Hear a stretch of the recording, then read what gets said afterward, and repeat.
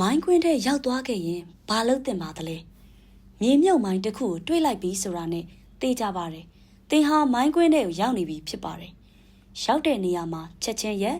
ငြိမ်ငြိမ်လေးနေပါအခြားသူတွေအတူပါလာရင်လေသူတို့ကိုချက်ချင်းရက်ခိုင်းပါ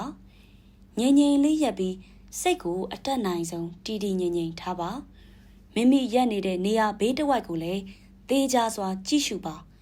ရှေ့ဆက်မသွားတော့ပဲမိမိလာခဲ့တဲ့လမ်းအတိုင်းနောက်ပြန်လှည့်ပါတကယ်လို့ကိုယ့်ခြေရာကိုမြင်ရနိုင်တဲ့အနေအထားရှိရင်တော့ခြေရာအတိုင်းနင်းပြီးဖြည်းဖြည်းချင်းရှောက်လှမ်းရပါမယ်လမ်းတစ်လျှောက်ခြေလမ်းချမဲ့နေရာတိုင်းကိုသတိကြီးကြီးထားပြီးနင်းလျှောက်ပါစိတ်ချရတဲ့အကွာအဝေးတစ်ခုကိုရောက်ရင်